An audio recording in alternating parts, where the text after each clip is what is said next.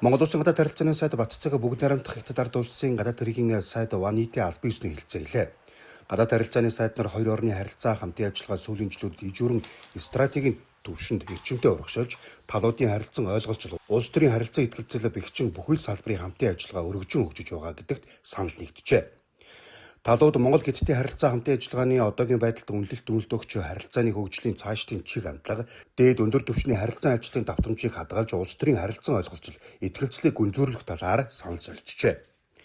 Уулзалтын үеэр талууд бие биеийн тусгаар тогтнолд бүр ирэх нутаг дэвсгэрийн бүрэн бүтэн байдал, дотоод хэрэгтэй хөндлөнгөөс үл оролцох болон өөрсдийн сонгосон хөгжлийн замыг харилцан хүндтгэхээ дахин илэрхийлсэн байна. Эдийн засгийн хамтын ажиллагааны хүрээнд хоёр улсын төрийн тэргүүн нарын тохиролцсон худалдааг 20 тэрбум Америк долларт хүрэх зорилтыг хэрэгжүүлэх, уул уурхайн бүтээгдэхүүн болон хөдөө аж ахуйн гаралтай бүтээгдэхүүний экспортыг нэмэгдүүлэх, дэд үтцийн бүтээн байгуулалтыг эрчимжүүлэх, боомтын нэвтрүүлэх хүчин чадлыг сайжруулах, газрын төсний олборлолт, хөрөнгө оруулалтын хамтын ажиллагааг гүнзгийрүүлэх, эрчим хүчний хамтын ажиллагааг өргөжүүлэх, хөнгөлөлттэй зээл буцалтгүй тусламжаар хэрэгжүүлж байгаа бүтээн байгуулалтын төслүүдийн явцыг урагшлуулах зэрэг асуудлаар дэлгэрэнгүй хэлэлцжээ.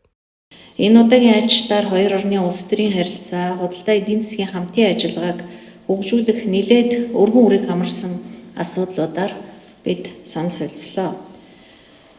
За дээд өндөр түвшний харилцаа альчлал яриа хэлцээний давтамжийг улмаар улс төрийн харилцан ойлголцол итгэлцлийг бэхжүүлэх, төрийн тэргүүн нарын тохиролцсон хоёр улсын худалдааны хэмжээг 20 тэрбум $, хүргэх зорилтыг хэрэгжүүлэх, хоёр улсын худалдааны бүтцийг төрөлжүүлэх, энэ хүрээнд хөдөө аж ахуйн гаралтай бүтээгдэхүүний экспортыг дэмжих, хөдөө аж ахуйн мал аж ахуйн гаралтай бүтээгдэхүүнийг экспортлох 20 цэрийн протоколуудыг байгуулах, дэд үтцийн бүтээн байгуулалт, тээвэр логистикийн хамтын ажиллагааг өргөжүүлэх, энэ ажлын хүрээнд холбогдох хөлийн боомтуудын бүтээн байгуулалтуудыг урагшлуулах, нэвтрүүлэх хүчин чадлыг нэмэгдүүлэх, төмөр замын холболтыг эрчимжүүлэх, зарим боомтоор газрын тосны бүтээгдэхүүн, химийн болон дэсэрч дэлбэрэх аюултай бүтээгдэхүүний нэвтрүүлэх нөхцөлийг хангах, газрын тосны салбарын хамтын ажиллагааг өргөжүүлэх, хөрөнгө оруулалтыг татах, сэргээгдэх эрчим хүчний салбарт хамтарч ажиллах, хамтарсан төсөл хэрэгжүүлэх боломжийн талаар хоёр улсын аж ахуйн нэгжүүд хоорондын сан санаачлах хамтын ажиллагаа тодорхой төслүүд хэрэгжүүлэхийг дэмжих, Монгол, Хятад, Оросын эдийн засгийн коридор байгуулах хөтөлбөрийг урагшлуулах хүрээнд замын үд Улаанбаатар Алтан булаг чиглэлийн хурдны авто замын төсөл, байгалийн хийн хоолойн төслийг эрчимжүүлэхэд хамтран ажиллах зэрэг талаар ярилцлаа.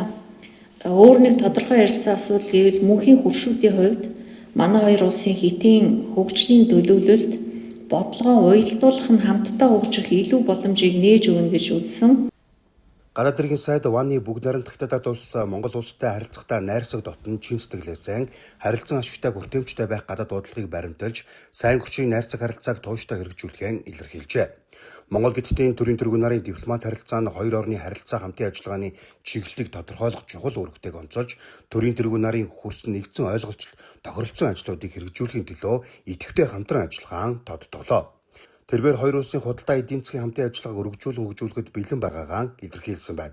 Мөн хоёр улсын төрийн тэргүүн нарын тохирсон талуудын худалдааг 20 тэрбум $, хүрэх зорилт удахгүй биелнэ гэдэгт итгэлтэй байгаа бөгөөд цаашид худалдааны хэмжээг нэмэгдүүлэх илүү том зорилт тавин ажиллах хэрэгтэйг онцолжээ. Хятадын тал энэ оны 8 дугаар сард Улаанбаатар хотод зохион байгуулагдах цөлжилттэй тэмцэх тухай конвенцийн талуудын 17 дугаар баг хуралд дэмжлэг үзүүлэхээ илэрхийлсэн байна. Мөн Монгол улсын баруун аймагуудад мал амтны гоц халдварт шүлгийн өвчин гарч байгаатай холбогдуулан вакцин нийлүүлэх чиглэлээр хамтран ажиллахад бэлэн байгаагаа илэрхийлжээ. Бүгд найрамдах Хятад улс Монгол улс хоёр уул усаараа холбогдсон хөрш улсуудаа. Хоёр талын харилцаа хамтын ажиллагаа улам өргөжин тэлж бүхэл салбарын хамтын ажиллагааг хэрчимжүүлсээр байх болно.